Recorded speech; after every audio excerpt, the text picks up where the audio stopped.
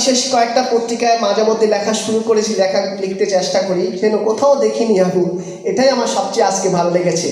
যারা এই সাহিত্য সংস্কৃতির যজ্ঞ করছেন তাদেরকে, যারা সভাপতি অক্ষয় কুমার আড্ড, অধ্যাপিকা ডালিয়া হোসেন, নারায়ণ চন্দ্র ঘোষ, কিরণময় দত্ত, অর্চনা ভট্টাচার্য, প্রভাত কুমার মিশ্র, শ্যামল কুমার সিংহ, শান্তনু চক্রবর্তী, মৃণালকান্তি চট্টোপাধ্যায়, দেবাশিস শুক্র ঘোষ, সমীর মালিক, সবুজ পাল, যতীন্দ্রনাথ ভট্টাচার্য, মানবেন্দ্রনাথ মুখোপাধ্যায়, চণ্ডীদাস ঘোষ, প্রণব কুমার ঘোষ, যারা আছেন এই সংস্কৃতি যজ্ঞের সঙ্গে জড়িত, তাদের সবাইকে আমার আন্তরিক ধন্যবাদ এবং কৃতজ্ঞতা জানাচ্ছি যে আমার মতো একটা ক্ষুদ্র মানুষকে আপনারা এখানে ডেকে এনেছেন।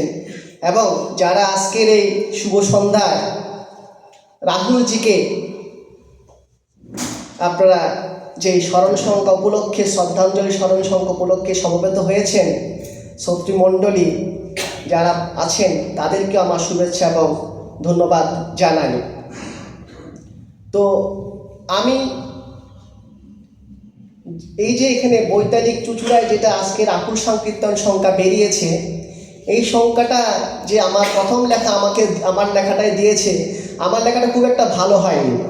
আমি জানি খুব একটা ভালো হয়নি, কারণ উনি যখন আমার থেকে লেখাটা চেয়েছিলেন আমি তখন খুব অসুস্থ ছিলাম, আমি ভালো করে লিখতে পারিনি। আমার গত বছর অ্যাক্সিডেন্ট হয়েছিল, আমি লিখতে পারিনি, একটা জাস্ট লিখে দিয়েছিলাম, সেটা মোটামুটি হয়েছে। কিন্তু তিনি সেই যে প্রথম লেখা দিয়ে আমার লেখা দিয়ে শুরু করেছেন, আমাকে হয়তো লোকে অন্যভাবে নেবেন ভালো হয়নি বলে।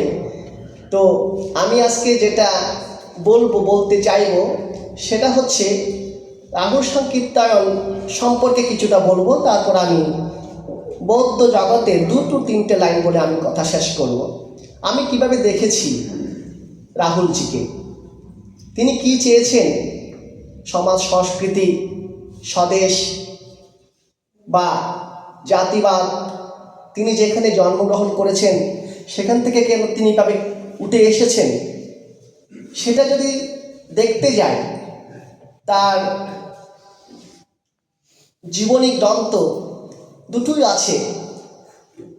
যেটা অটোবায়োগ্রাফি যেটা আছে হিন্দিতে লিখেছেন, সেটা এখনো অনুবাদ হয়নি, কিন্তু আমার জীবনযাত্রাটা অনুবাদ হয়েছে।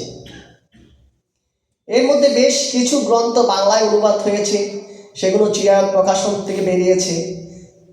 তার মধ্যে মধ্য এশিয়া, সেই গ্রন্থটা তাদেরকে আমি দিয়েছিলাম 2টো খণ্ডে, সেটা তারা একটা খণ্ড প্রকাশ করেছিলেন, আরেকটা খণ্ড প্রকাশ করতে পারেনি বাংলা অনুবাদ করে।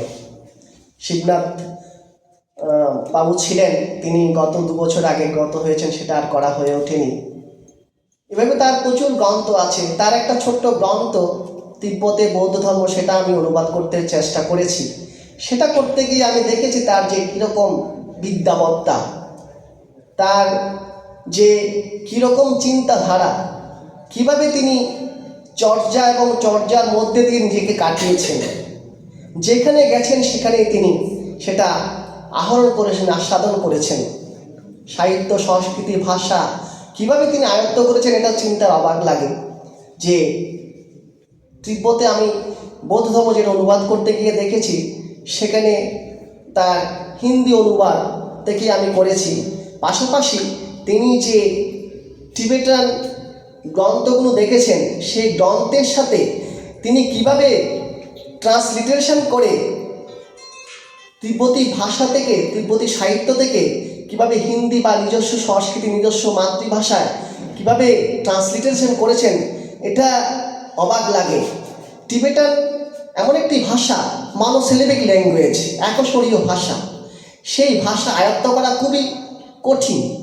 হয়তো আমাদের দেশের মতো, ভারতবর্ষের মতো, বা আমাদের ভারতবর্ষে যে সমস্ত হরফগুলো আছে, ভাষাগুলো আছে, আমাদের যে অক্ষরগুলো আছে,